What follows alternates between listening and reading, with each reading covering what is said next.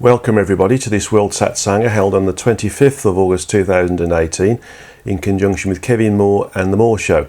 And I thank Kevin again for his diligent work in exposing the greater reality and in helping to do that, placing the recordings of the World Satsanga onto his YouTube channel, which is where he presents his Moore Show and Moore Talk. Okay, so we've got a lot to go through today, almost as normal actually. We've got my talk on the evolutionary cycle and the new Earth stroke Ascension, and then we've got a lot of questions, an awful lot of questions to go through, so we might not be able to go through them all. And also a meditation that releases links that stop us from moving forwards in our incarnation. So let's look at this evolutionary cycle first. It's a fairly simple thing. We all participate in the evolutionary cycle from an overall perspective, and so therefore we have our own evolutionary cycle that we're working through.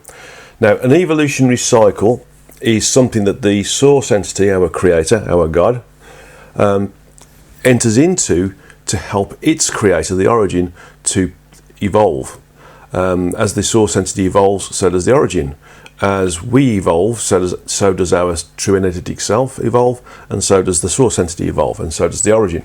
So everything that is being done or learned, experienced, creates evolution.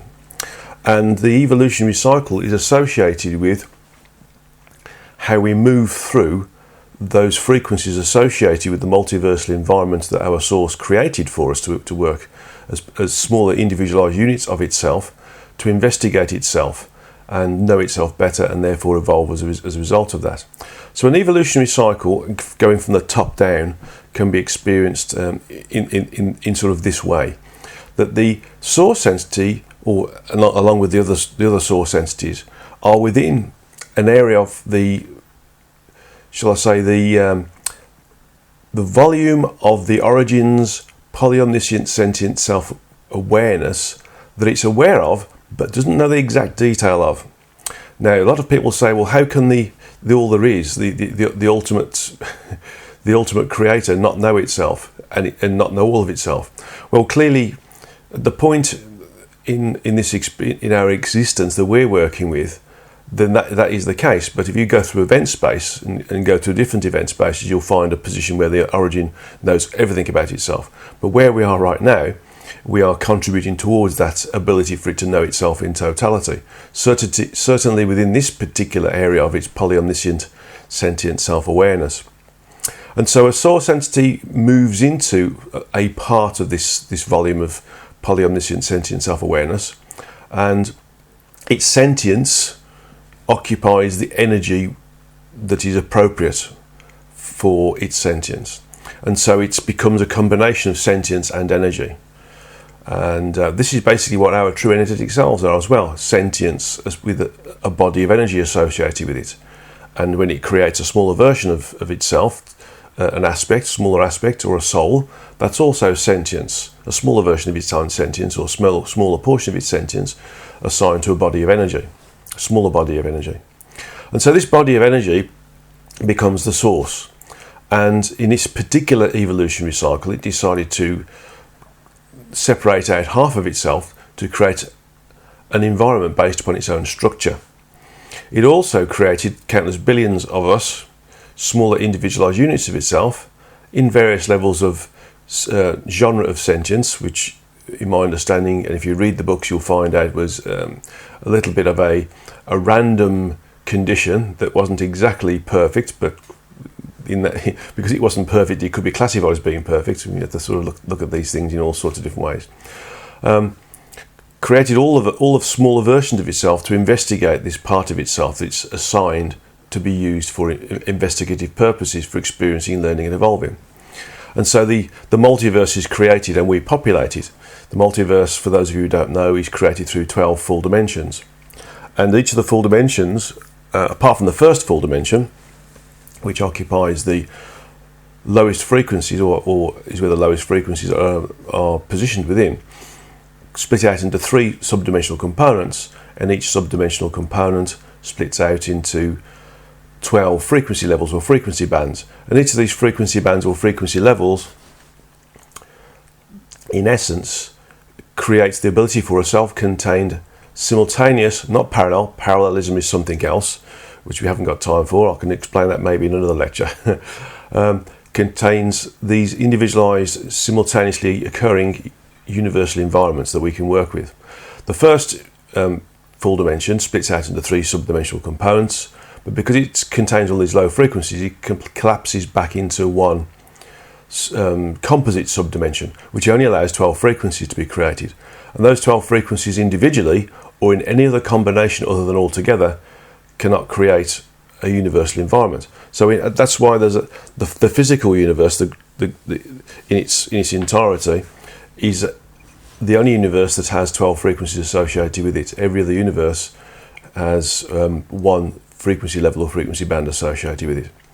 So the evolutionary cycle for us is for us to experience all of the frequencies and everything we can do experience from an environmental perspective or interactive perspective with other incarnate or otherwise entities within the multiverse, and how we interact with those entities and their environment as well. So that means that everything we're experiencing on Earth, with all the various different things that we do, we go to work, we have playtime, we have time where we have bad times, good times, experiences, physical ailments, physical success. All these different things are all part of the experience of a particular frequential condition within the physical universe. And also we have those similar things that we experience within the multiverse in its totality. And so as we experience things, we learn, we evolve, and we progress. And so that larger part of us that is the first separate individualization from the source, our true energetic selves, starts to move upwards in the frequencies associated with the multiversal environment. And as it moves up through the frequencies, it also moves into different universal environments. So we have 2 conditions in terms of the ability to experience, learn and evolve by our true energetic self experiencing any of the frequencies and therefore any of the universes within the multiverse in a completely random way. But we have a linear way of evolving from an evolutionary perspective. So the multiverse creates 2 conditions. One, it's a measure of evolution, depending upon where our true energetic self is. And 2, it's a condition where we experience it in any way, shape or form we can do. And that includes incarnation as well within the physical universe. The other universes don't need incarnation to experience them, because the physical universe, being so low frequency, has to be experienced in the way that it presents itself. And so to be able to experience it in this particular way, we have to experience all of the things that are relevant to this universe, which includes things like resistance, inability to communicate, the need to acquire a body of form to be able to interact with that environment as well. So for us, the evolutionary cycle is to move through experience all the frequencies with our true energetic self that the multiverse can create. So the multiverse has 408 frequencies, but only 397 universes associated with it. And so we have to experience all of those. Now, when we've experienced all of those, we come to the end of our evolutionary cycle, and we recommune in totality. What we can do in terms of recommuning with our true energetic self along the way, or we can choose to commune with our true energetic self, become one with our true energetic self in totality. And our true energetic self can also do the same thing to really enter into communion with the source as well. So at the end of this evolutionary cycle, we can choose to go into our various different states of communion with source. Okay. Now, when all of those true energetic selves that the source has created goes into communion, then that particular evolutionary cycle is finished for all those smaller individualized units of source, and therefore the source itself. So what happens then is that the source then decouples its sentience from that body, from that energy that it's commandeered, that's within the origin, and it then moves to another location within the origin and recommandeers an appropriate level of energy that is associated with its sentience, and creates whatever it wants to create to be able to experience those energies. It may create a new version of a multiverse. It may not create a multiverse. It may do something else. In the past 2 evolutionary cycles, I'm told this is the 3rd evolutionary cycle, and each evolutionary cycle, by the way, is a faster progression from the previous one, I'm told. So we are moving through the evolutionary cycle much faster than we did on the 2nd evolutionary cycle, which was much faster than the 1st evolutionary cycle. And so each evolutionary cycle allows us to move through it quite quick, in a faster way, because we experience, we learn and evolve, of course. So the evolutionary cycle that would be created next in the 4th evolutionary cycle, we would go through much quicker than we are now. But the source, going back to the source, it commandeers another body of energy, and it will create whatever it needs to create to allow it to evolve by experiencing those energies and the structure of those energies that are associated with its capability of being associated with the structure of the origin, and the ability for it to separate out parts of itself to allow it to experience those parts as well. And so the overall expression of evolution is that us, on behalf of the source, experience everything associated with the possibilities and capabilities of the structure of the energy that the source's sentience has commandeered. And when all of that has been experienced by all of us on behalf of the source, but it's also doing it itself, then it moves into it decouples its sentience and reassigns it to another area of energy within the origin. And this is the evolutionary cycle. It keeps on going and keeps on going and keeps on going, and all the sources do this as well, until all of the area of polyomniscient sentient self-awareness has been mapped out, and then the origin itself can move on to its next level of awareness and start to work on that, which I'm told is a significant power. I think it's the power of 12 per level it moves up. So every time we move up a different level, for instance, from full dimensions to zones, that's to the power of 12 larger in terms of volume. So when you get to the 12th level of structure, and I suggest that to understand those levels of structure, you read The Origin Speaks, that it moves into a completely new group of 12, which would be again another level of the power of 12 above the existing group of 12, and it keeps on going and keeps on going. And the way that we experience, learn and evolve and go through the evolutionary cycle will change appropriately. So that's what the evolutionary cycle is. I mean, obviously we can keep on going and keep on going and keep on going for as long as possible, and from our perspective, it's just impossible to understand how long it takes to go through an evolutionary cycle. But in essence, when we disincarnate, we can see that actually it's not so long. It's just that it seems like a long period, so to speak, when we incarnate. Okay, so to sort of supplement this, the new Earth that Dolores Cannon talked about versus Ascension are sort of linked into it, so to speak, because while we're incarnate, we work on ourselves and we evolve. We start to ascend the frequencies whilst we're incarnate. That means that we can use a higher frequency body whilst incarnate, and so we start to move up the frequencies, and we gain more functionality, more ability to experience things, more connectivity, more ability to work on different things. We get more higher frequency, and we start to move up the frequencies again. So in terms of the new Earth, what does this mean? Well, Dolores talked about 2 different Earths. That people would stay in one Earth if they didn't work on themselves, and those who worked on themselves and evolved, those spiritual individuals, and not all people are spiritual, who think they're spiritual, would move into the new Earth, and those who were left behind in the old Earth would still evolve, but they would eventually come across to the new Earth. But what is this old and new Earth? Well, in my understanding, the Earth is a pan-frequential body. It's not. It's one of a small number of planets, galaxies, etc., suns that are expressed throughout all the frequencies associated with the physical universe. And so it's seen on frequency level 1, 2, 3, 4, right up to 12. Well, where we are right now is the third frequency level. Mankind calls it the third dimension, but my understanding is that we're in frequencies, not dimensions.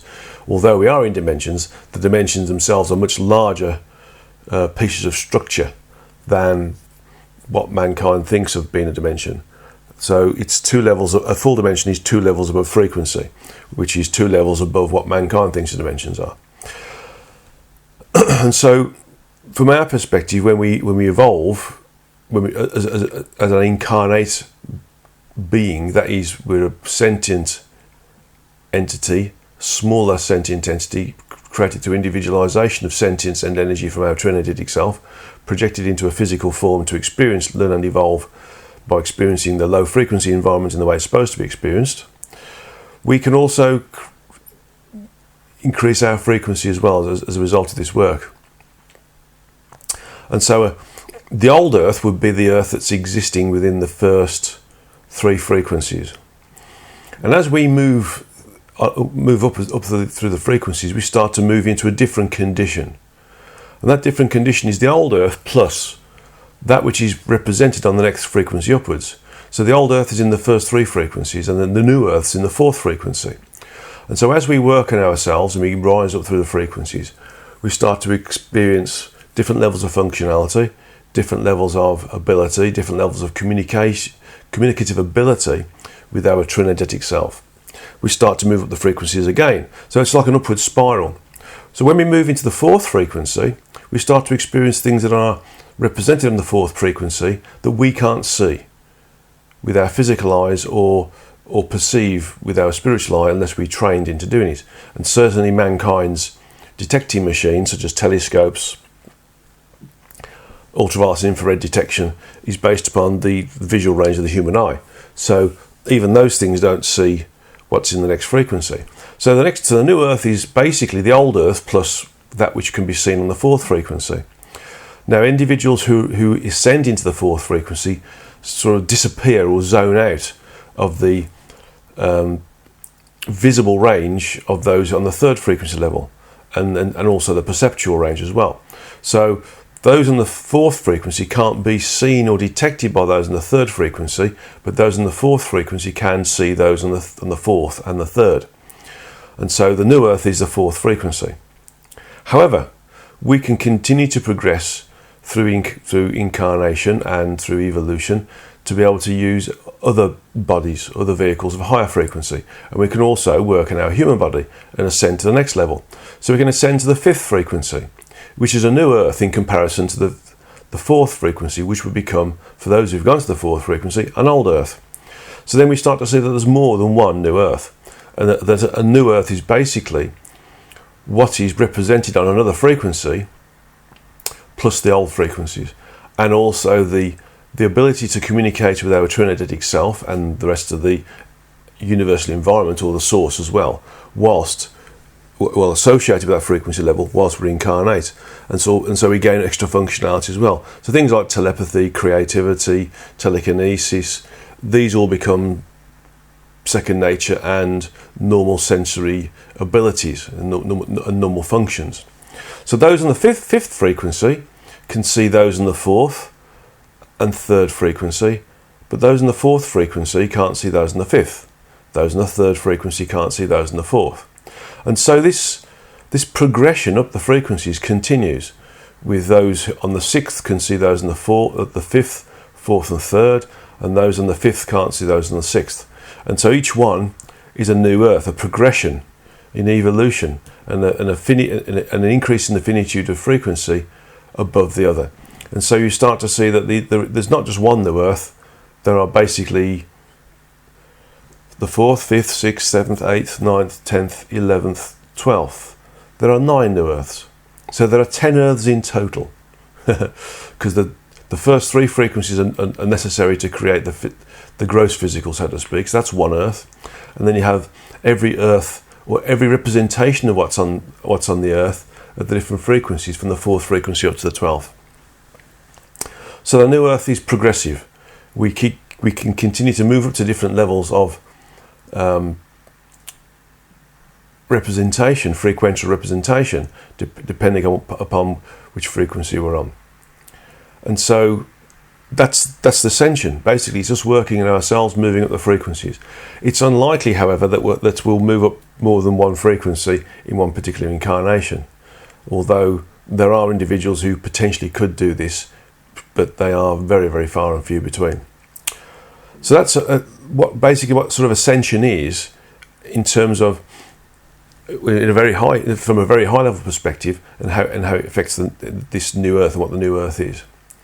Now, if you look at it in a different perspective, when mankind uses its telescopes to see what's out in the universe, we see lots of blackness and the odd dot of brightness or whiteness, and each of those whitenesses is a galaxy, and we know we've got billions of galaxies in the physical universe. So it looks like it's mostly empty. But mankind knows that through its science that the universe is held together in some way, shape or form. But how's it held together? It's mostly empty, because that's all we can see on the 3rd level. And so they've created something rather dramatically called dark matter, which holds it all together. Dark is because it's dark, the space in between galaxies is dark, so it's hardly creative or hardly inventive. But if they were to get to the 12th frequency level, they would see that the universe is mostly bright or light, because everything is expressed on that 12th frequency level. So there wouldn't be any dark spots. So therefore, they'd have to say it's held together with light matter. Just a little bit of a joke on my part there. But this to say that just because there's nothing there, from what we can detect, doesn't mean there isn't anything there. Because you go to the 4th level and use your telescopes, you'd see more. You'd see more galaxies start to become manifest in the 4th frequency, because it's the 4th frequency plus the 3rd frequency. Go to the 5th frequency, you see more planets and galaxies manifest on that level, because it's the culmination of the 5th frequency, 4th frequency and 3rd frequency. Okay, so that's today's lecture, and I hope that's been useful to you all. It's a very useful thing to know that actually Ascension and the new Earth is achievable by everybody, and everybody will go through this process eventually, and that it's not specifically a new Earth on a different location within a different galaxy. It's the same Earth, just a different frequency level associated with the Earth. Okay, so let's go to the questions, and there's lots of them. We'll see how we go. This one's from WP, and I'll read the questions out, and excuse me if I get a little bit flustered sometimes, because sometimes I have to read the sentence 2 or 3 times to get the actual meaning associated with the question. Okay, first one though. Given that we're all aspects of our true energetic selves, who in turn aspects of Source Entity 12, who is in turn an aspect of the origin? What is it about the origin that gives rise to such dysfunctional body of low frequency humans? Where all the enlightened masters have to keep reminding us to stop hating one another and start loving one another. It doesn't appear to speak well of the origin, who must have this dysfunction within itself in order for it to manifest so freely on this plane. A simpler way to ask this is, why has the origin given birth to such dysfunctional human race to accrue evolutionary content? It doesn't seem like a satisfactory answer. Basically,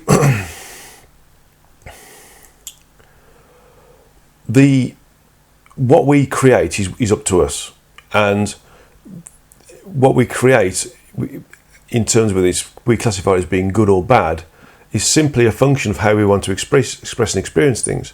So eventually we'll move away from this creating dysfunction or badness or crime or murder or abject poverty versus abject wealth, because we'll start to see the futility of it all.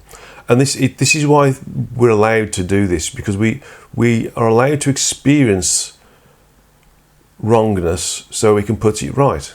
And we're allowed to experience rightness so we can understand what wrongness is. And so it's all part of experiencing, from an individualized free will perspective, anything that we create. and be responsible for it and experience it. And so this level of experience is also important, not just for the source, not just for us, our true energetic selves and source, but it's also important for the origin as well. Because if we experience just the nice bits, it would be a completely dysfunctional level of evolution. It would be biased to one side rather than being holistic. So that's why the origin lets us get on with it, and this is why the source lets us get on with it and everything else. So it's really a case of we create what we create because at some point it's necessary for us to create it. It creates balance within our evolutionary cycle.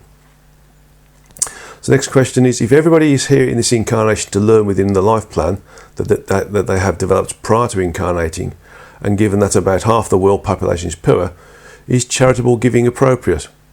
Are we not interfering with their life plans by so doing? And no amount of charitable giving will overcome this massive state of poverty. For example, while living in Brazil, I would routinely give money to the same child begging on the same corner in the same street every day. I asked him what he does with this money. He says he gives it to his father, who buys alcohol. I asked him, what happens if you don't give the money to your father? He said he beats me.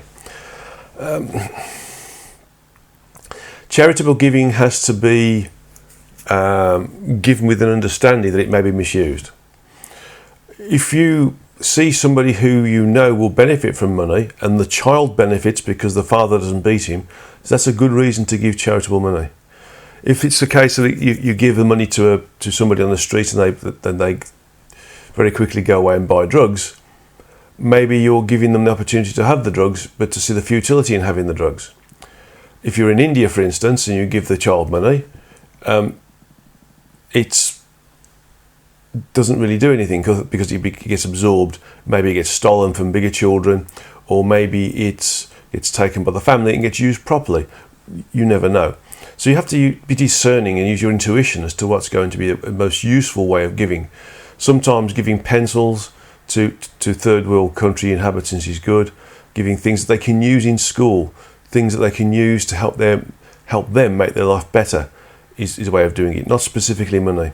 So charities don't always do the right thing, and giving charitably isn't always the right thing to do if it's done in the wrong way. So we have to look at the situation that we're potentially going to be charitable with and look at how best to be charitable. And that doesn't always mean it's money. It can be objects as well. It could be clothes, food, something to give shelter like tents, those sort of things.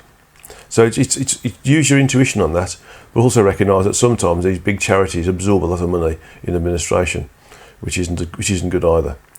So I tend to give to smaller charities that I know are going to use the money properly because they're small and they need the money. Things like animal sanctuaries, those sorts of things. Okay, next question. Why is the wisdom that you and others bring forth to the human race such a dark, deep secret over the centuries? Why have the masses been and continue to be so dull as to readily accept stultifying religious beliefs or no beliefs at all, and ignore the teachings of Jesus, Buddha, etc.? It is curious that the human race for the past 350 years has come to accept that the earth revolves around the sun, but when it comes to knowing who we are, we've made very little progress.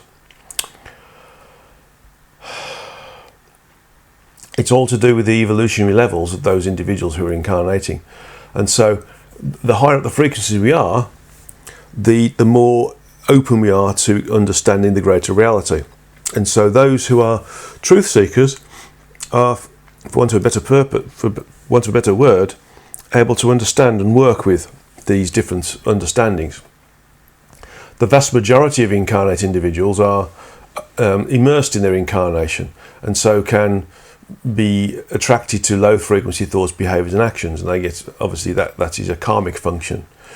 And so really it's to do with the fact that the vast majority of those who are incarnate are in a fully immersed incarnation, and therefore get affected by this egoic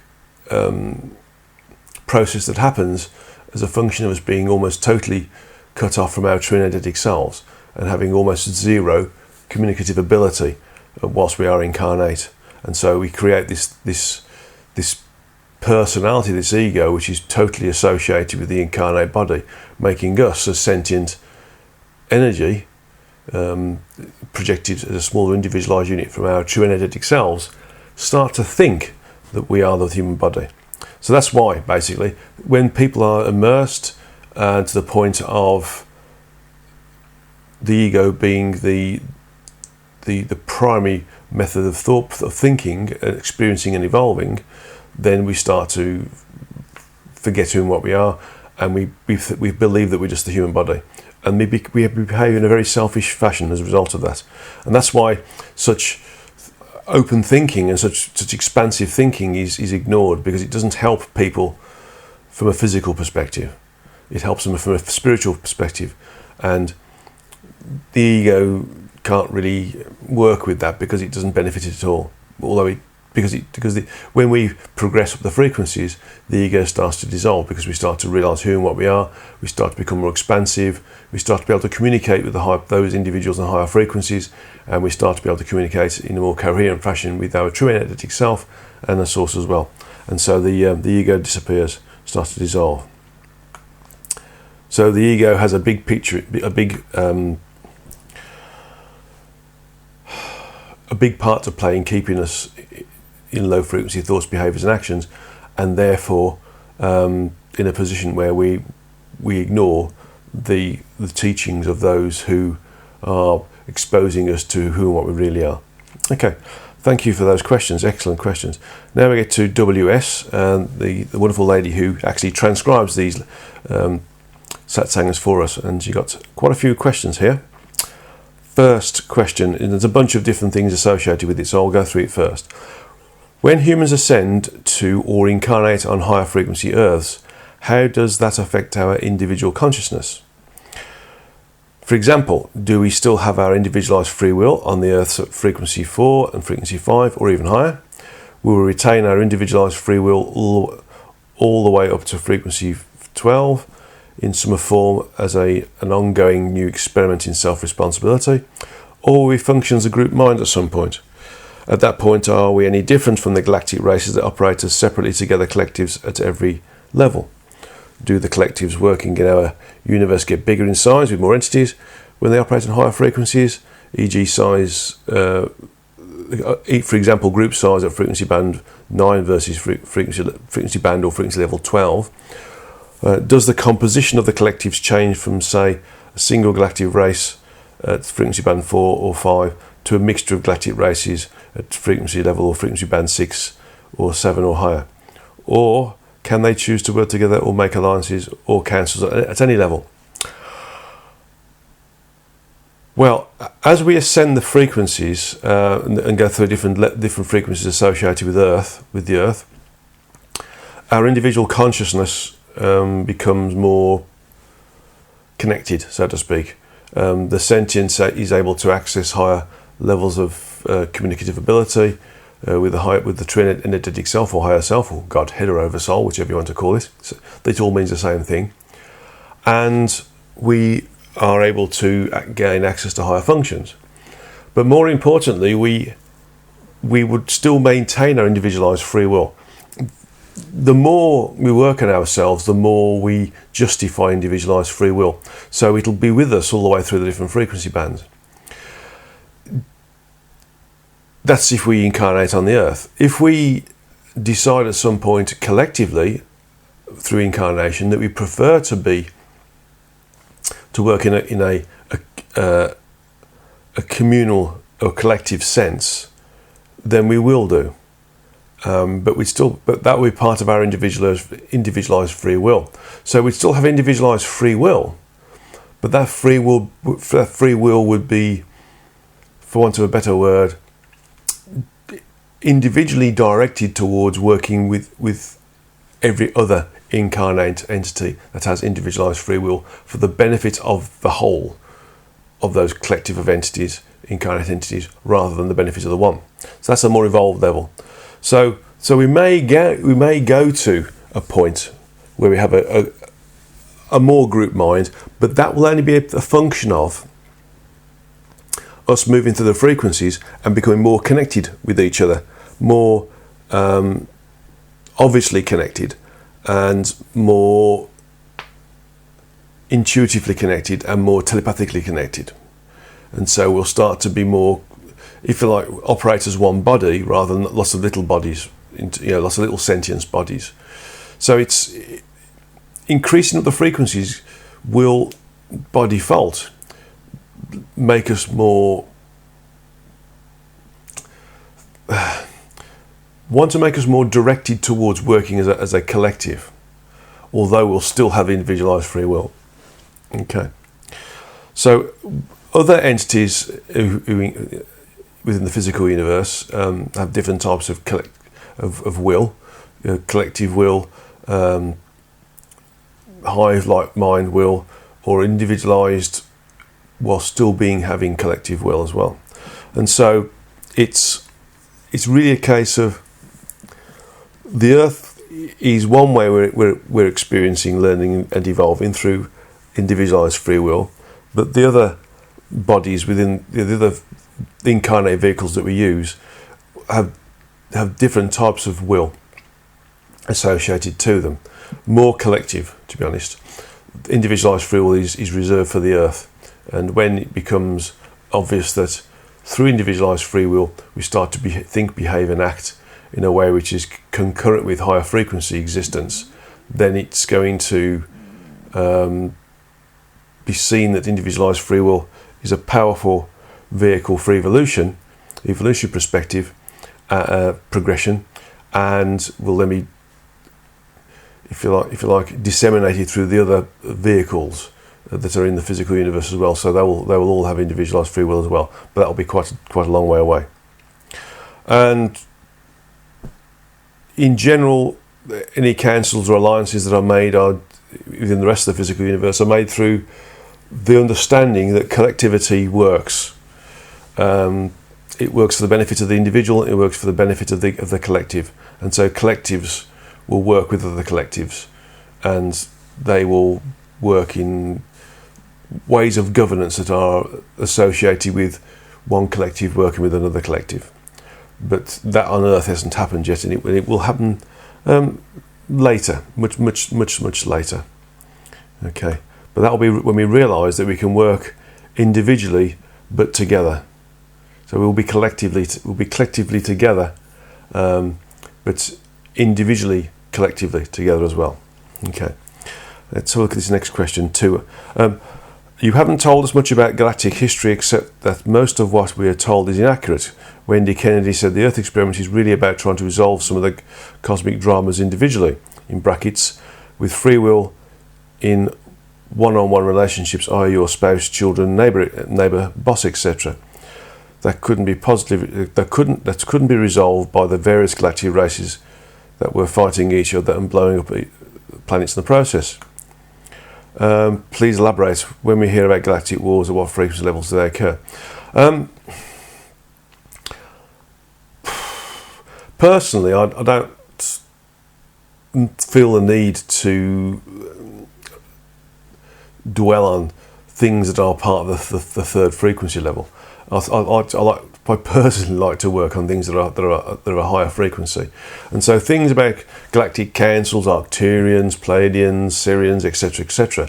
I find this as being of not much interest to me, and that's to me.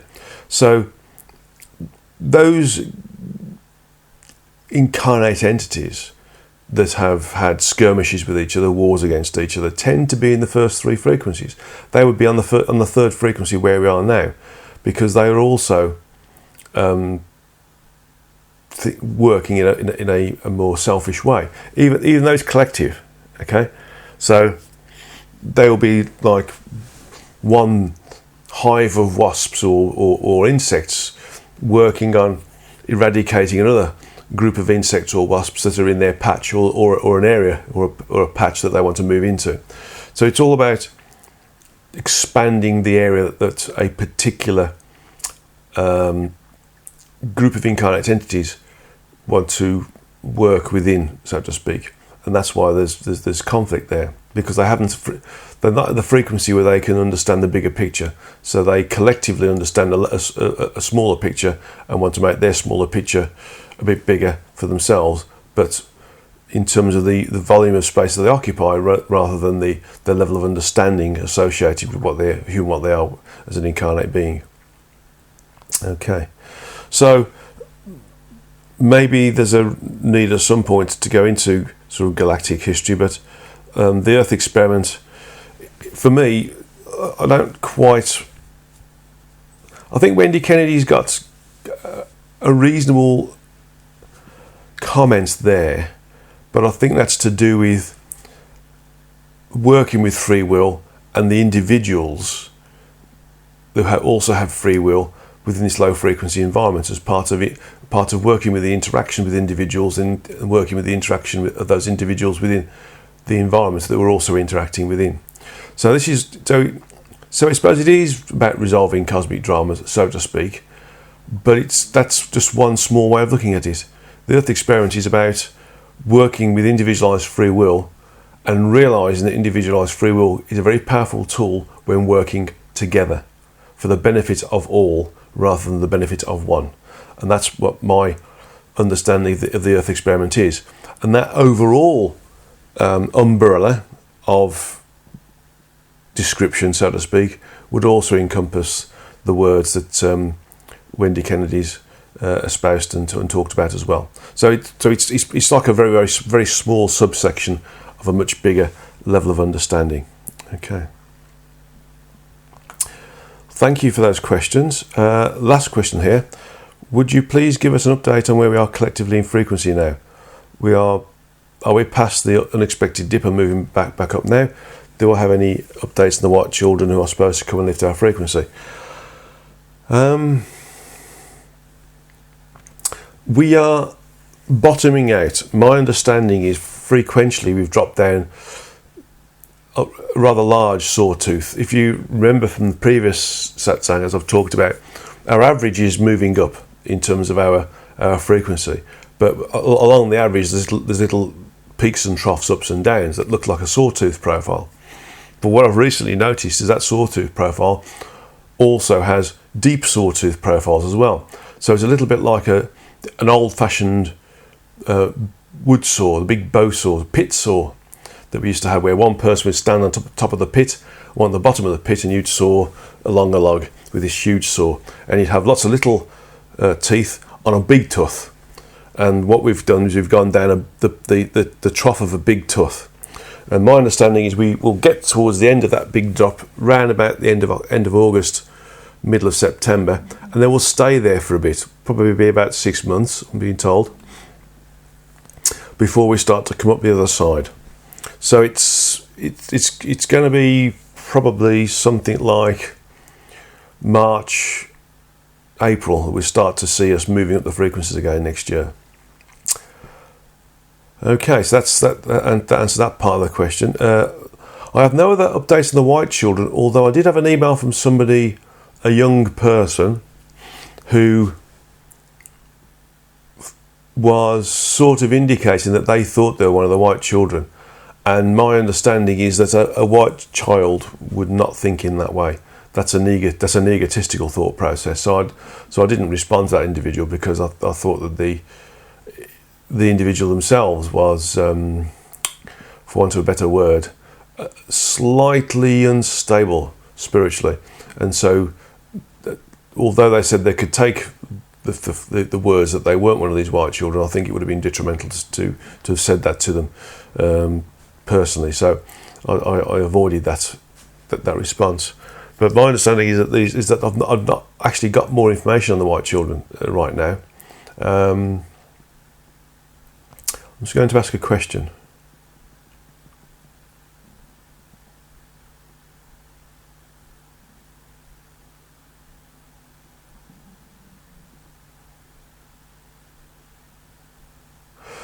Just been told there's one about to be born in an area like Nicaragua. It's about,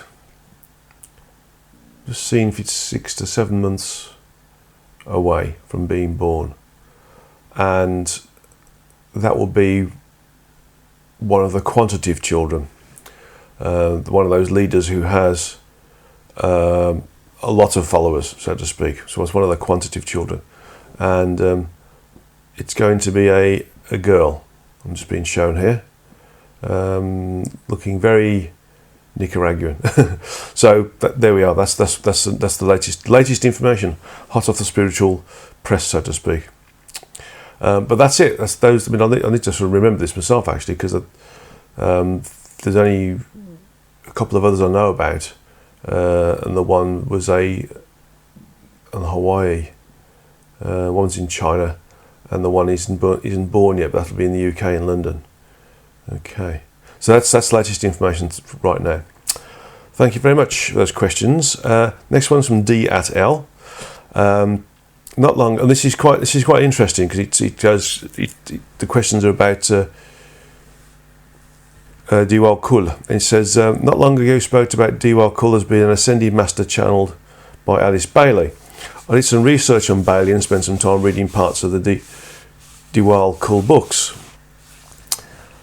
There are some accusations on Bailey and Mr. Kul. They could be justified or not, I don't know, so I spend time reading Diwal Kul. I feel that material is complex, comes from an evolved being, but Diwal doesn't give me a sense of being a benevolent, loving master. I have a feeling that many statements are confusing, not helpful in fact. He starts to speak about something that doesn't give clear explanations. There was a mixing of spirituality and politics, strange statements about nuclear energy, strange ways of describing some ascended masters. There are some comments which are not very kind to people in some countries. I have a feeling that Diwal is talking with a feeling of superiority and tries to confuse the reader. Can I ask you to do what you think about this material channeled by I think about this material channeled by Alice Bailey? Could it be from an evolved service to source entity? Is some of it good and some of it in error? I'm asking because many seekers praise this material, but gives me a strange and not a very positive feeling. Okay, let's have a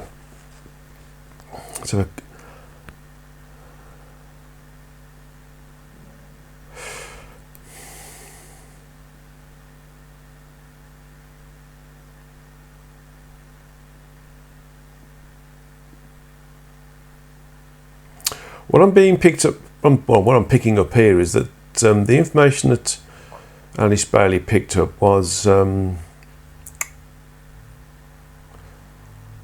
sporadic, inconsistent, and not linear. We understand linearity.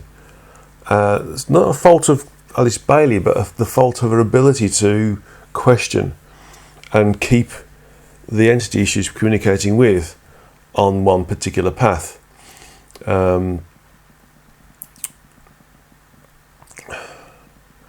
Also, the questions being asked, I'm being told, or the direction of Bailey herself was such that she gave the impression that certain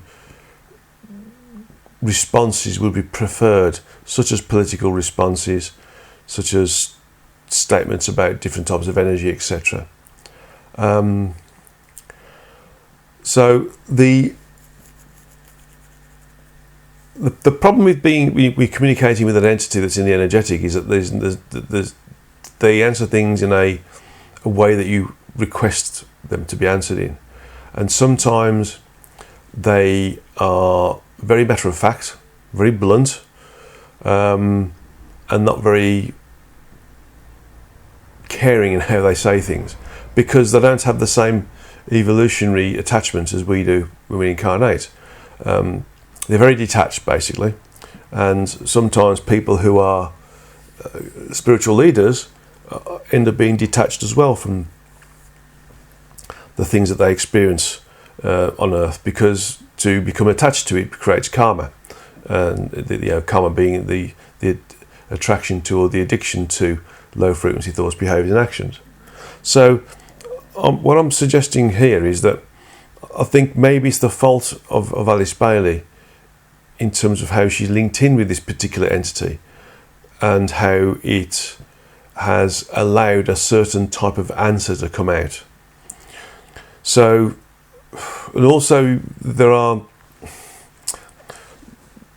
you have to check on these things as well. I mean, one of the things I've understood very early on is that you have to check the answers you've given and see, because sometimes there are inconsistencies and sometimes there are two different answers to the same question, and you need to have to understand whether those answers are relevant or not, or based upon a different level of understanding, or whether there's a more global answer and the answer that we were given is just one part of it. And so and also you have to sort of continuously check and understand this stuff and not just write it down and put it away. You have to sort of ask questions and be seen to be asking questions for clarification. And so I think that there's a slight level of immaturity in being able to ask questions and understand that any inconsistencies from previous information needs to be questioned in itself. And so from that perspective, I think that really the level of coherence isn't a function of the entity itself being in error or being inconsistent, and or give clear explanations. It's because sometimes the channeler isn't asking the right questions, or is being inconsistent and incoherent in the questions they're asking, and is jumping around basically, and not able to stitch them together in a way where that's, although the answers to certain questions from a written perspective appear to be linear, actually these answers to the questions may be asked over a period of months or years, and there's other questions interspersed within them or nested within them, and so you have to separate them out to make them look coherent sometimes. And so things that appear to be a conversation on a subject and it's over 2 pages may end up being over a couple of months or a couple of years. So you have to sort of make things appear in a logical way, a logical linear way. Now that's not doctoring the information, it's making it understandable for us. The information is still right, but it needs to be placed in a logical sequence of events, so one feeds on to the other, so we can understand it. If it jumps around, then we're not able to understand it, and it looks like it's disconnected and looks like it's confusing. So I'll call not giving the reader or the questioner the sense of being benevolent is because it's detached, and the questions that Bailey asked and the way it's presented is not in a good format basically. So I think when you look at these things, you have to work it out for yourself sometimes. If it doesn't feel right for you, then abandon it. If it feels right for you, then that's okay. If you're having to investigate it, perhaps the need to investigate it is part of your own experience, your own evolutionary level, and that will give you a way of understanding on a deeper level the information and be able to decipher it. And perhaps being able to decipher it in a more coherent way that is beneficial to others is why you're doing it. So if those individuals who decipher some of these more confusing statements from different entities and putting them in a more digestible format are being of service to those others as well. So I think that's the way to think about it, is that if D at L understands that maybe the whole point of them reading this information is to try and make more sense of it and be of service to others, then that's the way forwards. Maybe those who read it to understand it in a different way, but my understanding is that if it's confusing, it's because it's not in a coherent format. Okay, got a number of questions here from DC. Okay. And first question is, how can we tell we are moving ahead and making progress in the most efficient and productive way? Since we all have our roles to play in various interactions with people, such as an antagonist or protagonist, and often those roles reverse, I suspect. I guess the question is, would meditation contemplation be the best place to start to tap into our guides and guide helpers to get feedback and coaching, and that we're doing the right thing at the right time? How to improve more effectively? Perhaps another aspect who are the best coaches who help us to improve? Without doubt, the best way to improve is to meditate and to detach from the material world whilst being in the material world. Be in the physical but not of the physical. Detach from the nonsense that goes around, be absorbed by bad news, gossiping, creating conspiracy, those sorts of things. That's the way to move upwards. And the way to know you're moving upwards is that you feel lighter. You are able to meditate more effectively, more easily. You're able to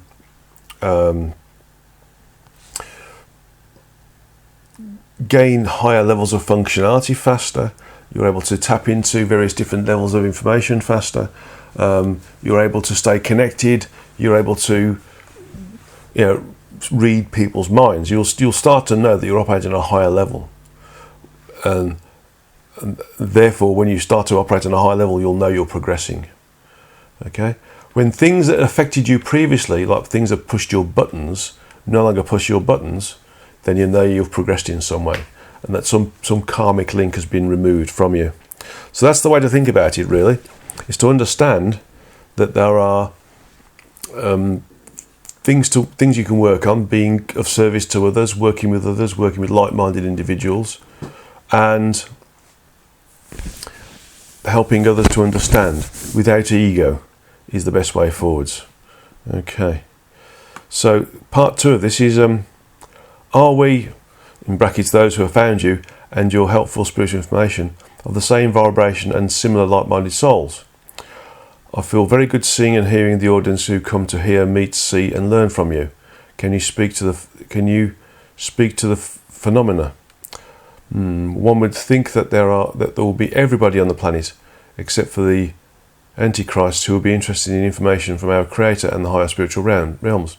One would think our brothers and sisters, when we excitedly tell them that our friend who wrote a very definitive book, The History of God, would say, how can I get this book and how can I read it? Historically, revolutions start with a very small percentage. Is that what is happening? A very small revolution to move the vibrations of a planet higher? Are we on the forefront? Well, thank you very much for your very kind words. I consider myself to be just one small cog in a very big machine. And yes, the revolutions do start small, with a small percentage. And this is the thing to notice, is that it's not important to have lots of people flocking to you, reading the books, demanding to go on workshops, demanding to have you do lectures. 1 or 2 people is fine, and that's what I'm happy with.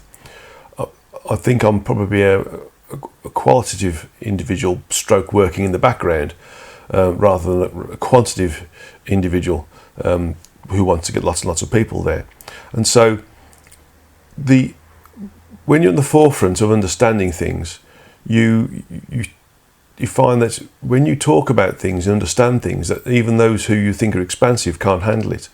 So then that's when you start to realise that what you're getting, what you're channeling, what you're understanding, what you're broadcasting, is actually quite a long way away from where people are naturally, and even those who are working hard themselves have achieved. So those who understand this level of information, I am fortunate, honoured and humbled to be able to receive, are also of a small number, and are also at the forefront of a new sort of revolution of understanding.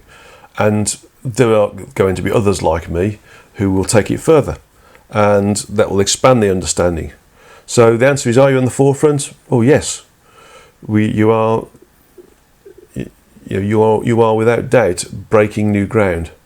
And actually, everybody who's experiencing through various different channeled sources new information that is unknown, or new levels of depth, is also breaking new ground as well. So take a look around and see who else is at the forefront, or is a pioneer in spiritual physics, because there's plenty of others as well. But they don't always show themselves. Sometimes they're just people speaking in cafes or getting together, as you do, in a friend's house, for instance, or over a telephone service that allows a number of people to communicate together at one time. Number 3 question is, here's one that came to me in my meditations. Let us work on something every month that has to do with raising the frequency of all of our brothers and sisters. Since many people listen to your satsangas, and especially the questions, perhaps we could have a project every month, and you might be able to report back and tell us what we're doing. I could do, yes. I don't see why not. It's a project every month, yeah. For example, it might be something like this at our first meal of the day, or the noon meal, or the evening meal, or a specific time where we take 10 minutes to commune with divinity, origin, source, or God. And we work on things like getting the world leaders of every country to at least follow the golden rule, or to mention God in the speech, or to be kind to their neighbours for one reason or another, or to assist others who need assistance. Or another might be such as getting our brothers and sisters to remember the source of our existence at least one time during the day, or having everybody think together, raise the frequencies, return to divinity, move forwards and upwards. Or perhaps we can start small and get as many people as possible to bless the food and bless the earth and bless the caretakers. Or remember that we have a guiding guide and helpers. Any of those is very good, actually. There's no need to separate them out, although you can separate them out. Everything that's been talked about there is about being mindful, being mindfulness. The Buddhists are very good at pointing out how to be mindful, how to respect the planet, how to respect each other, how to respect the environment, how to respect the animals, the insects and the plants that give us the ability to exist here in our incarnate state. So giving thanks is one way of doing it. Being mindful of everything that we do is one way of looking at it as well. Just simply, you don't have to do anything major. Just have to simply sit and meditate and just be grateful for the opportunity of being here on this planet, incarnate in the body that you've incarnated into,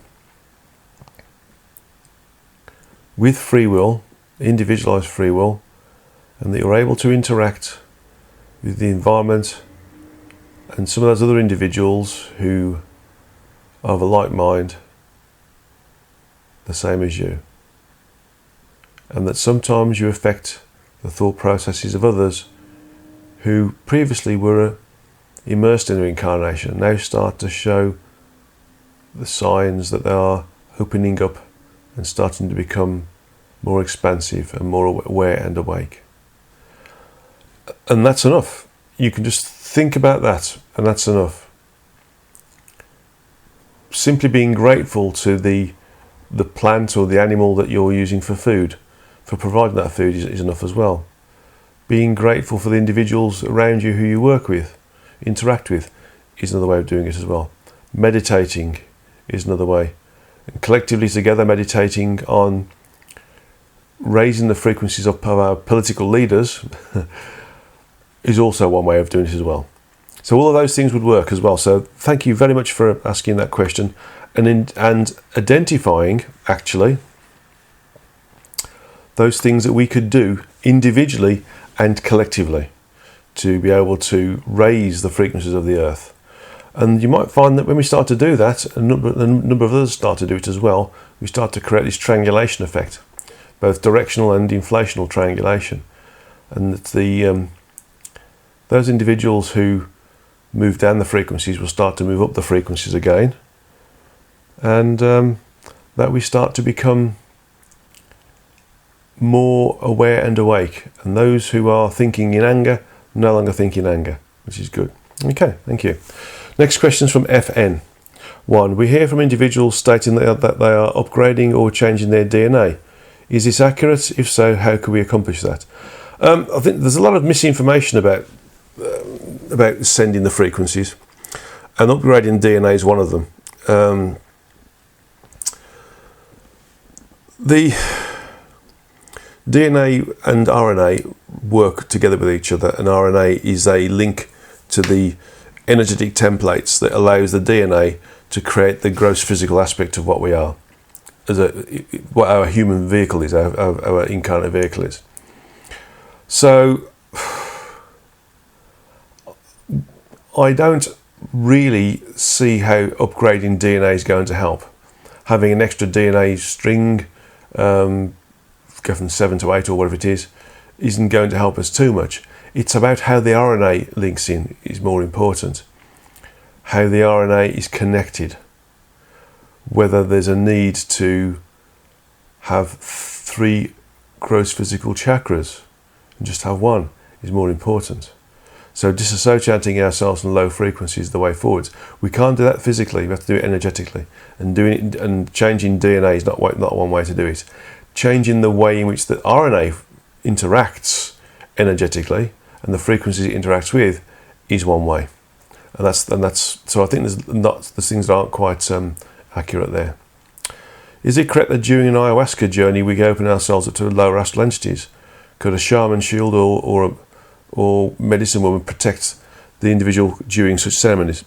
Any drug that's being used is a mechanical way of experiencing some of the higher frequencies, because the drug creates such a low frequency vibration within the body that the soul, the aspect, has to get out of the body.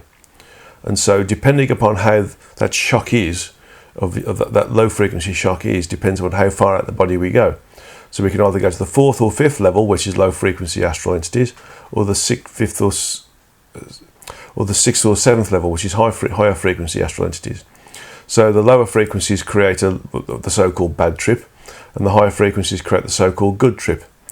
I don't condone the use of any chemicals whatsoever, whether it's natural or manufactured, to create the condition where we experience higher frequencies.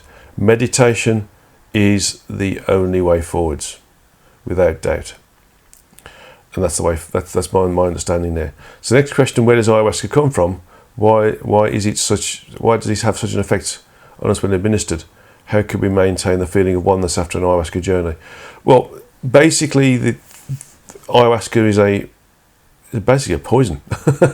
All drugs are poisons, but if they use it inappropriately, in the wrong way, and so it creates it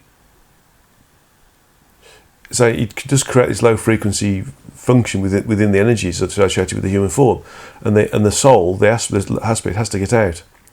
So the only feeling of oneness you've got is because you're experiencing a frequency above those of the normal gross physical frequencies that we experience when we incarnate.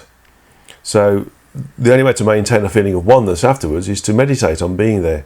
Use the chakra. If you go onto the website, go onto the on the left-hand side of the tabs, you'll find the press pack, and in there you'll find a bunch of different documents and files that you can download, and one of them is the chakra opening exercises. So practicing the chakra opening exercises will help raise your frequencies. It'll keep you there longer than ayahuasca, and you'll be able to do it every day and still maintain that feeling of oneness. So why don't you download those? Download the chakra opening exercises. They've also been part of some of the other add-ons to the World Satsangas as well. So if you look at this with the other World Satsangas, you'll see some links to the chakra opening exercise as well. But it's on the website.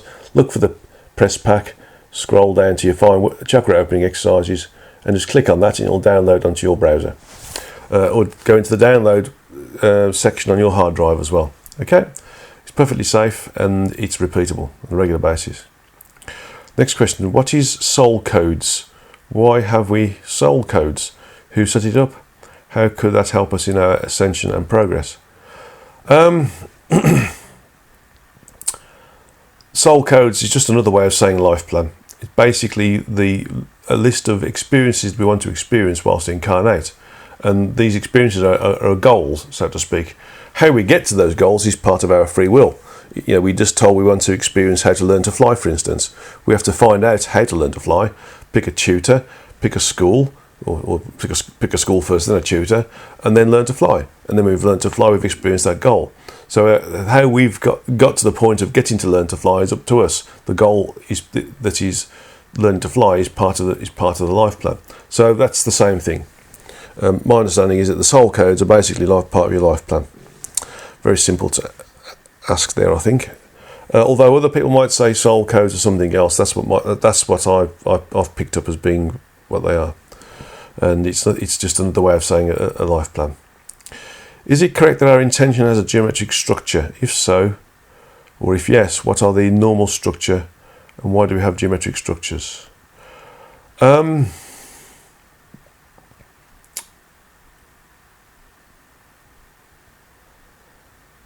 I would suggest that intention is structureless. Desire, intention, thought, action is structureless. It's only when we create action that we get structure. So to have a geometrical structure against our intention is misinformation from my understanding. Different energies have geometric structures, sacred geometry, so to speak, and those different geometric structures explain what the energy is, what it can do, what other energies it can link up with, what its functions are, and how it can be used. But that's on a completely different level, and so I think that there's a bit of a misunderstanding there, based upon. Sometimes misunderstandings are based upon the person who's channeling the information wanting to put their own spin on it, or not waiting for the full answer, and therefore misinterpreting the information that's come through. So I don't think that's. I don't think the intention of having a geometric structure, or so I should say, I don't feel. I'm being told it's a bit of misinformation. That is. Is it true that there are darker entities controlling the earth and us human through money, media, and our system of law and government, including the current incarnations? Well, yes, it's us. The darker entities are those entities we give power to, control us. There's the Illuminati. They control a few things. They control things through money, through media, through laws, through unwritten laws, everything. It's just whether you choose to let that particular group of entities affect you at all. I know of the Illuminati, and I think they have a function. Their function is to give us choice, to go their way or to go the way of higher frequency thoughts, behaviours and actions. So I don't have any problems with these things, and I don't let them have a grip on me, and I don't let them control me because I don't give them any time. The moment you start to think about them and start to think that they have got control over people is when they got control over you. So if you disconnect from that thought process, then you will never be controlled by those sorts of individuals at all. Okay. Next question 6. Is it true that we have implants in our body to control us, our thinking processes, and weaken our power of intention in order to take our personal power? No, but we do have, at times, we do have energetic links with other individuals. Sometimes they're coercive links, or sometimes they're just energetic links. Sometimes they're karmic links that can control us or take our personal power away. But when we start to work in ourselves, we can see these links and we can remove them, and so our personal power comes back. So my understanding is that if you want to be controlled, you will be controlled.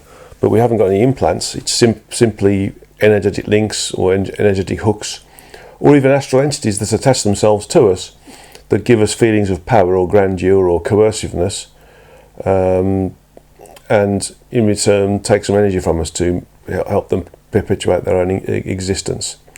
So that's the only way.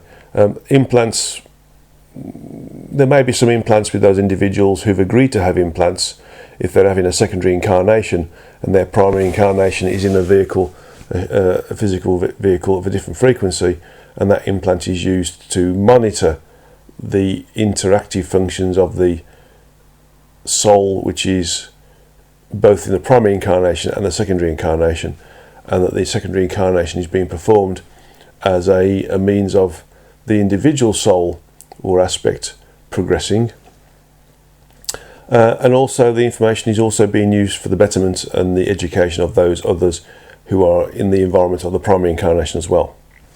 So that's the only reason why you might get implants from other entities within the physical universe, for instance, as well. But there's no other implants I can see as being relevant at all. It's just how we interact with others and the power we give others over us. and that gives that then can create this energetic hook or link. Okay. Last bit is that Corey Good talks about galactic interventions or interferences and government roles and effects on this planet. What's my take? Let me just ask a question.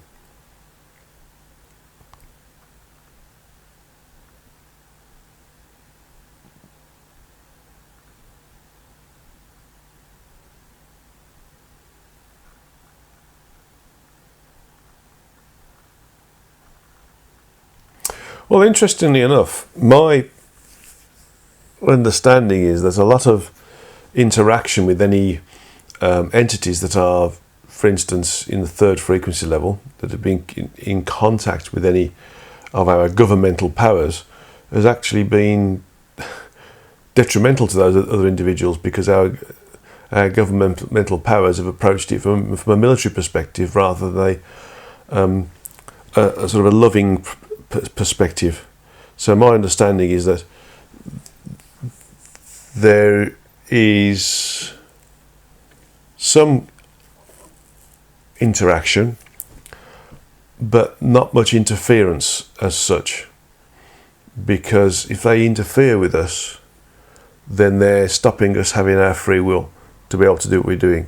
The only thing that's been happening is that there has been, I mean we're surrounded by entities now of a higher frequency, incarnate entities from different locations, different planets or galaxies, or within the first three frequencies, and above that anyway. Certainly there's more in the fourth, fifth and sixth frequencies on the planet. Right now we just can't see them, and there has been interaction from a channeled perspective, because some of these entities of higher frequency communicate with us telepathically, and they're here to sort of sometimes help us out by changing our thought processes, giving us, as part of our life plan, access to higher technologies to help us move forwards, but also different thought processes as well to help us move forward spiritually. So there is some level of interaction, but in terms of interference, they are not allowed to interfere. If people want to call it interference, they can do, but in actual fact, they're not supposed to interfere at all. It's because we need to be able to progress on our own, in our own way. Okay, so that's and that's it. So that's my understanding. Very simple. My understanding also is that governments don't have any power at all to be able to communicate or negotiate with any entities that are on the earth of a higher frequency. They think they have, but actually they haven't as such. So that's something else to think about, is that right now most of our governments are being considered to be uncommunicatable, so to speak, because of what's going on. There's not much coherence within our governments, and so therefore any entities that are around are, I'm being told, backing away from any communication, because there's no coherence and no higher frequency thoughts and behaviours. Right, so let's go in the last few questions here, and I think we should be okay time wise. So I'll finish these questions, and that'll make it probably close on 2 hours actually. So JM little a asked a question: is there a way to be a constant channel with source or our guides rather than sporadic? How do we become a clearer channel? Well, basically it's keep meditation every day, basically. Those of you who've done the Traversing the Frequencies workshops, it's keep practicing, keep doing that, keep going to the highest frequencies and keep communicating with the entities, and it becomes an everyday thing. Those of you who've done level 3, you can keep communicating with source on a daily basis, and eventually you'll find that you don't need to use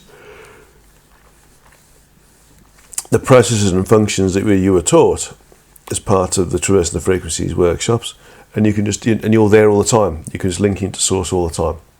So it's a matter of keeping doing it and not relaxing, basically. That's the only way forwards there. Okay. The Pleiadians, are Pleiadians in the fourth dimension and Arcturians in the fifth? Is Ascension merely opening up to the higher dimensions and traversing them at will? It's been a crazy month with all the planets are retrograde and the ellipses as well, as you can probably tell from my questions. The Pleiadians and Arcturians are from the 4th and 5th frequency, not dimensions. So they are incarnate race, same as a human being, but they are a higher frequency. If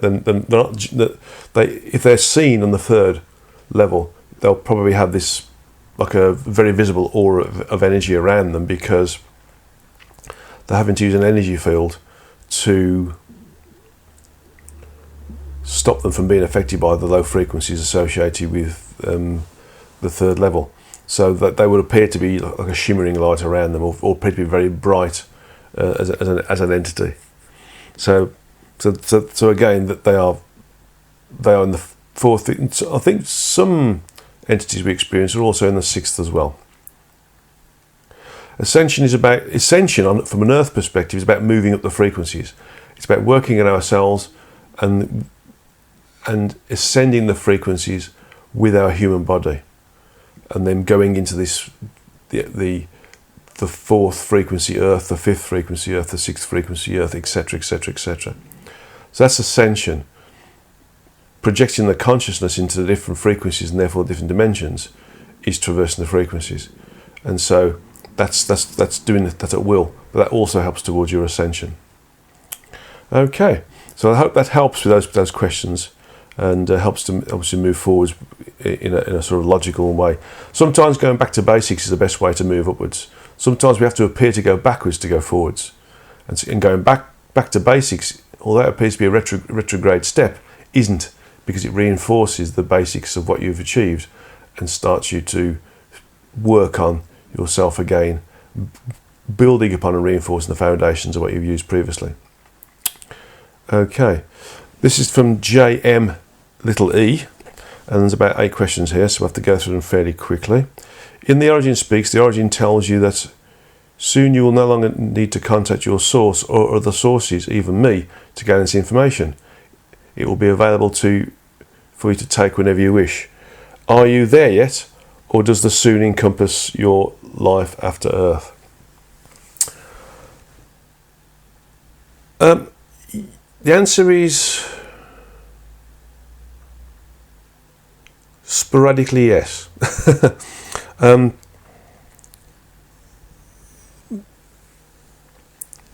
are times when I'll just get the information, and there are times when I need to communicate with source or another entity to get the information. The comment in question is to do with writing a book and just getting the information and writing it down, rather than having the dialogue I'm having with a source entity, or Byron, for instance, or Origin, or another entity. But I'm feeling that isn't. Although it's good for me to be in that position where I can do that, it's not good for the readers, because it doesn't give them a datum to work from. There's no reference to a higher position. Whereas if you're communicating through a dialogue, an understood dialogue, you've got reference to a higher position. So the answer is, in books I feel that I will always be, other than the book I'm working on now, which is the 8th book about healing, I will always be communicating with an entity, or a source entity, or origin. Whereas in this book I'm doing now, that's based upon my own personal experience, and therefore it doesn't need to have a dialogue, although there will be a little bit of dialogue in there at some point. But my understanding is that for my own benefit, I do communicate without the need to have communication with a source or origin, but in doing the books I need to have communication with the origin or a source or an entity within the source, or an entity within one of the other source entities. Okay. So it's the answer is sporadically yes. If I want to do it that way, I can do it straight away, but it's I think it's detrimental to the way I handle the data from a book-based perspective. Okay. Number 2, at the end of the Origin Speaks, chapter 24, you told us all of my current understanding have effectively been trashed in this short dialogue with the Origin. Has this reoccurred since that point, or is your fundamental concepts, or are my fundamental set of concepts now solid? My concepts are always changing. The thing is that with the curators, the book that's currently with our publisher Ozark, and they're still reading it with a view to potentially giving me a contract for publishing, shifted my paradigms even more. So, in effect, any concepts that I understand are basically building blocks and stepping stones, and so the next thing to think about is that although we have a set of concepts and a paradigm that you're happy with, every time you work with another entity or you progress, you're taken further and higher, and so the validity of that stepping stone, although useful, is removed because you're exposed to a high level of information with a deeper meaning. And so my concepts are now always being changed. The concepts build upon the concepts, which build upon the concepts. That's progression. That's evolution. What's the order of your next books? Aha. Right. Well, The Curators is number 7. It's finished, as I've just said, with the publisher. Psycho-spiritual healing is number 8. I'm working on that now. I've had a break for a week or two because we've been moving house and things, but it's going to be finished within about a year or so. Number 8, I think, is going to be about the Om. Number 9 is going to be called Beyond the Origin. So number 9 is about the Om.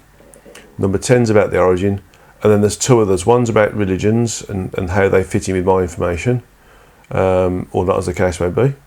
And what the commonalities, what the common roots are between all religions, and there's one about antichrists and what their roles are, and where they have a positive role, whereas all we see is negative. So those are the next books, and probably in that order as well. So thank you for that question. In question 4, it says, in Beyond the Source 1, Source Entity says that the Earth supports the visitors, of which there are over 20 different types. Maybe the subject of a book. While some might question the relevance of shedding light on alien visitors to our planet, the same could be said about analysing the other source entities, and I found reading about them to be helpful and enlightening. Perhaps the same would be true of learning about our visitors, who they are, what they do or did, and how they're helping us. Yeah, I suppose that links into one of the other questions, but I think there's lots of other people who are doing a good, reasonable, or even sometimes poor job. But in general, it's up to the reader to discern whether it's a good, reasonable, poor job. About the different incarnate vehicles that we are experiencing on this planet, and the different types that are in and around our location, and in different locations and different frequencies within the physical universe. So I suppose at some point it'd be useful, and maybe it might be something I pootle on, so to speak, or consider as part of one of my retirement years. Maybe a sort of a dictionary on incarnate entities and frequencies and locations would be a thing to think about. I don't suppose it would be a big book, more of a short guide. Maybe I'll think of that as the 13th, the baker's dozen, so to speak, book. I'll think about that. Thank you. Next question. In Beyond the Source Book 1, Source Entity 3 declares that we Earthlings even have devices that allow interdimensional transport. Do we? I'm being told yes, but they are quite destructive. They're a bit, I'm being told, raw and ready. And also, we don't recognise them as being what they are. We're using them for other things. We have. There's one particular individual who I described last time as having created certain sacred geometries that allow us to move the etheric energies to create weather. That's one way of doing it. Very simple ways of doing it, by using combinations of sacred geometry and the materials that create that sacred geometry to be able to move energies or move through from one location dimensionally to another location. That means we move through frequencies that are within one set of frequencies associated with one dimension to another set of frequencies that within another dimension. So the machines that we have I'm being told have the ability to do this, but that's not understood. But also they're not accurate. The calibration is poor. So it is very, very difficult to say that, do we understand what we've got? And the answer is no, we don't understand what we've got. And although there was, in the last satsang, I think I described something in New Scientist that shows that if you surround an electron beam with, apologies if I get this wrong totally, but there's like a magnetic sphere surrounding an electron beam, and the electrons or the beam of energy or light or laser beam goes into this sphere, but isn't seen passing through the sphere. It's only seen on the other side of the sphere. So you could argue that this beam of electrons or light or laser light actually jumps from one point to another point as a result of this magnetic sphere. And I'm being told that's one of the concepts that could work and is relevant to that comment about we have interdimensional transport. We have the capability to do it, but we don't have the understanding that what we've got is capable of doing it. And number 6, in Beyond the Source Book 1, SE5 tells you, very soon mankind will be in a position to create machines that will prove spiritual texts. Yes, well, we've actually got them now, nearly. Digital cameras. I keep saying this on a number of different satsangas. Digital cameras have the ability to, because they're inaccurate, the coupled charge devices are inaccurate, they pick up frequencies well above the visual range, and the software in the cameras translates what is being picked up and presents it in the colour gamut that the cameras use to create the photograph, the picture. And these things are starting to see into the fourth frequency. And so if we expanded the frequential range of coupled charge devices, we would be able to see those things that were in the fourth frequency, and that would prove scientifically some of the things that people have in spiritual texts that are appropriate to the fourth frequency. Okay, very good. Next question is, Source Entity 7A says your planet went backwards, did it not? And you agree. What does this mean? This means frequentially, dropping down the frequencies basically, and it relates to the time before Atlantis and during Atlantis. It's about us dropping down the frequencies, and that's what going backwards means, dropping to the frequencies. And also the being Lucifer also had an effect in this, because he didn't advise those entities who are working on the individualized free will associated with the planet as there being a potential for us dropping down the frequencies. He only advertised the possibility of going up the frequencies and doing extremely well, which of course is an inevitable function, but sometimes we have to go down to experience going up. Okay. And question 8, after Source Entity 7 you wrote you could phone up any of the Source Entities you had interviewed at any time. Have you and do you? Well, basically since Beyond the Source Book 2, I have only ever communicated with Source Entity 12 in the Origin Speaks, and I've not had the time to communicate with any of the others. So the answer is, just checking my connections. The answer is yes, I can, but have I? No, because I haven't had the time, basically. So that's a simple answer to a rather good but simple question. And last question is, Source Entity 9 was prepared to take you out of time to work on something. Have any of the Source Entities done that for you? Is it simple for them to do? Is it common or very rare? Source Entity 12 did it as well, didn't he? Basically, it took me into a null or a complete location within an event space where everything was happening at the same time, so to speak, although time doesn't exist. Everything was happening concurrently. So, in effect, it was moving me into a different location. Although I have experienced being able to sort of move time or slow time down myself by expressing what I've got to do certain things. I know that the amount of time I've got to use to do these things is quite a long time, but in terms of travelling from point A to point B. But by using intention, you can stretch time out, so to speak. So you can do things faster. And I would say for a source entity, moving us out of time or out of linear progression into a position within event space where everything's happening concurrently is something that source entities can do, definitely. Certainly the origin can do it. Okay, last question. Here's a question that affects people worldwide. We need to clarify from a higher perspective. And that is, what is the spiritual perspective on abortion? Is it pre-planned by the mother's or incoming baby's soul? Or is it the baby's soul doesn't even come into that fetus? So it's just a physical vehicle that's aborted? Or does it vary? Well, basically it's usually an agreement between the aspect or the soul that's in the mother's body and the aspect or soul who wants to experience simply the connectivity of fetal growth.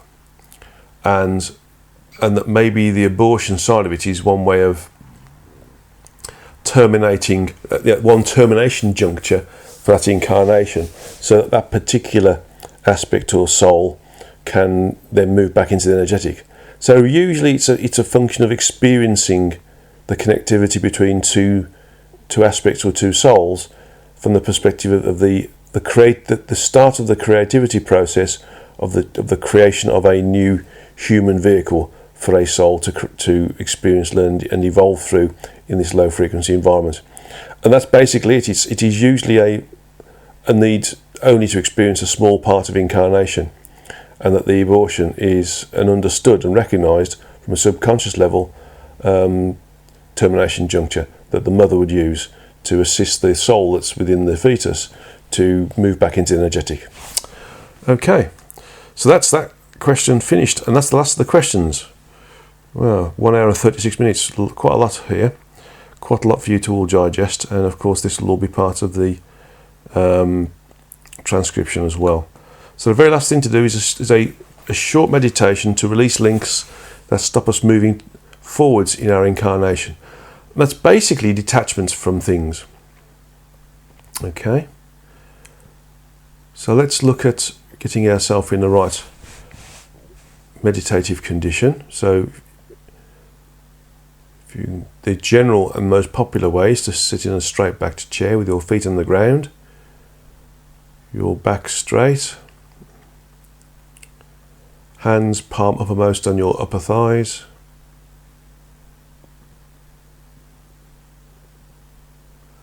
closed eye vision focused on the location of the spiritual or third eye, which is in between the two eyebrows and above the bridge of the nose.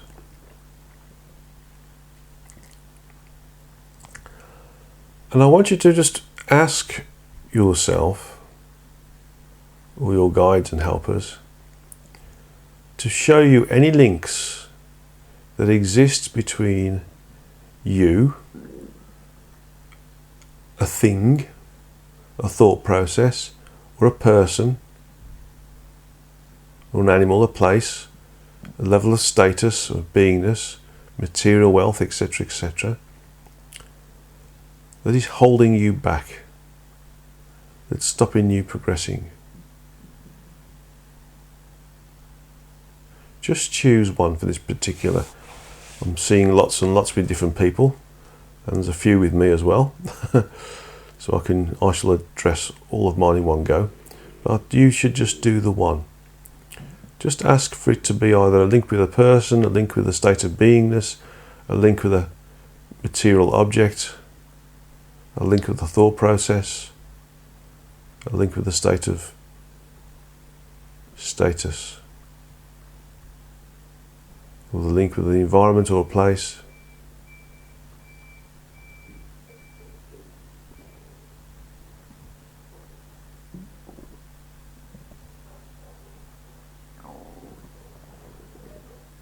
Okay, and see that link as an energy line between you and the person, the place, the thing, the thought, the action that's holding you back. You can also think of this energy line as like an electric cable with a plug on either side.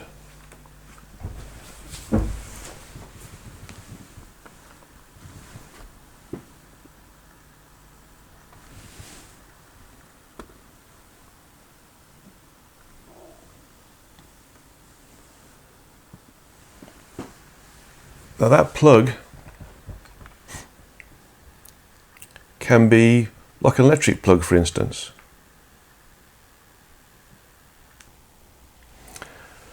So just think of this link with the electric plugs on both sides being connected to sockets within you. We've done this with people for removing karmic links. It's the same sort of thing. So there's one end of this energetic line, represented by an electric cable with a plug on either end, is connected to you via the socket, an electric socket on your body, if you wish to think of it that way. And the other socket is connected to the thought, the person, the environment, the thing that's holding you back as well. So just very simply disconnect the plug with the cable, this electric cable representing the energetic line, the energetic link from yourself, and unplug the other side from the environment, the thought, the behavior, the intention, the person that's holding you back. And then visualize that by your side you have a recycling bin that recycles the energy associated with that link. Put it in the recycling bin, and then that link dissolves. Now clearly a link can be reconnected by a new link, because we still have our sockets on our bodies and on the issue, item or individual or environment that's holding us back. So what we need to do now is remove that socket. So if you think about it as being a socket on a wall, you can unscrew it, take it off the wall, and disconnect the wires that are there. Take the socket away. Put the sockets from both you and the intention, the thought, the state of beingness, the person or the environment, and also put those in the recycling bin and let them be redissolved and reabsorbed back into source entity energy. And then if you wish, you can remove the wires from an imaginary, just pull them away, just disconnect them from an imaginary fuse in a fuse box, disconnect them and just pull the 3 wires out. You'll have an earth wire, a live wire and a neutral wire. Just pull those out from you, pull those out from the wall or whatever you're using to represent the person, the environment, the thought, the intention, the state of beingness, all that which is holding you back. Disconnect those wires from the fuse and pull the wires out, and again put them in the recycling bin. That means you've totally removed any potential connectivity back to yourself. The fuse board, by the way, would represent your Tantien, where the energies are distributed throughout the body, controlled by the sentience which sits in the soul seat. So these energies distribute throughout the body to animate the body, but they also provide connection. Now, obviously, these connections can be anywhere. They can be through a chakra or just through any part of our body. But let's just use this as being a part of our body. Let's say our stomach in between 2 chakras. So with these wires removed now,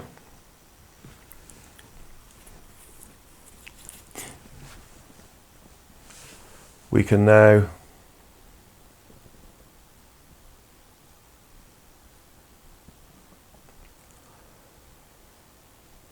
cover the cavity that's left.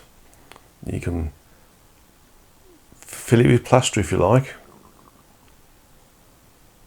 or just visualize it being filled up on 7 different levels.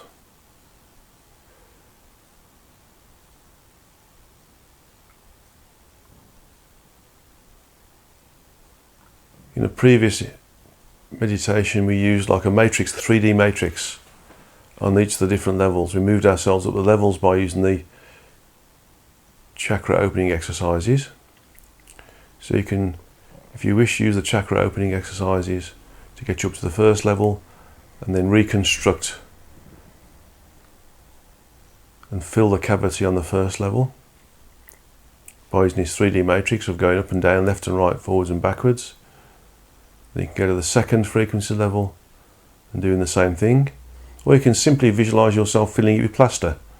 That's one way of doing it. It's the intention to fill the hole, to remove the ability to reconnect, which counts. Go up to the third level, do the same thing with this matrix, or fill it with plaster on the third level, on you and on the thing that you're detaching yourself from. Do the same thing on the fourth, fifth, sixth and seventh, so that you reconstruct by using this matrix, by moving a like three-dimensional matrix from top to bottom, left to right, forwards to backwards, or simply visualizing you're filling up the hole with plaster. When you get to the 7th level, the ability to create a new connection there, because you've reconstructed the cavity, or filled the cavity by reconstructing whatever's there, or visualize plastering, filling the hole up with plaster, means that you've finished removing any possibility of creating a new connection there for that particular connection between you and the thing that's holding you back, stopping you from progressing.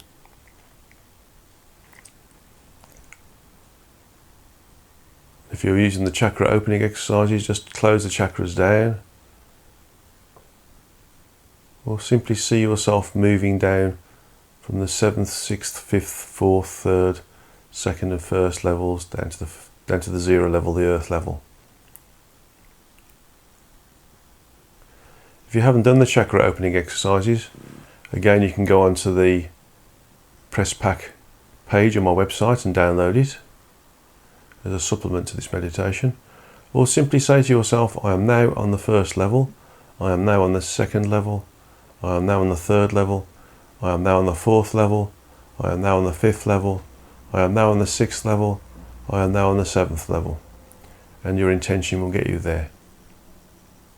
But the chakra opening exercises provide a more robust, initially, if you've got no experience, a more robust and more fundamental foundation for achieving the movement up the frequencies, to fill up the cavity that's been left behind by removing this socket that's allowed the connectivity between you and that which is stopping you move forwards. Okay.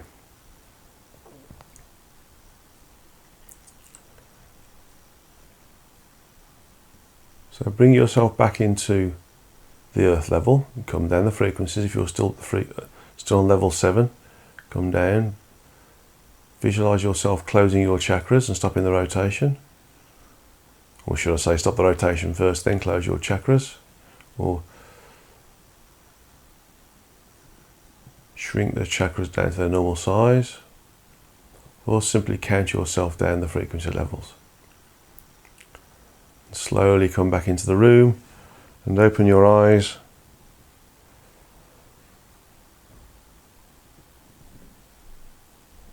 And take a drink of water to help ground you. And that's the end of this Satsanga for the 25th of August 2018. Thank you very much for listening, and thank you for those people for the questions. Lots of questions, a lot of questions, probably I think about an hour and 10 minutes of questions. And I apologise for probably reading them out, sometimes rather incoherent way, but I'm sure that you'll be able to see the transcripts and read the transcripts in a more clearer way as well. So again, thank you everybody for participating, and feel free to share this with friends or family or those you feel will benefit.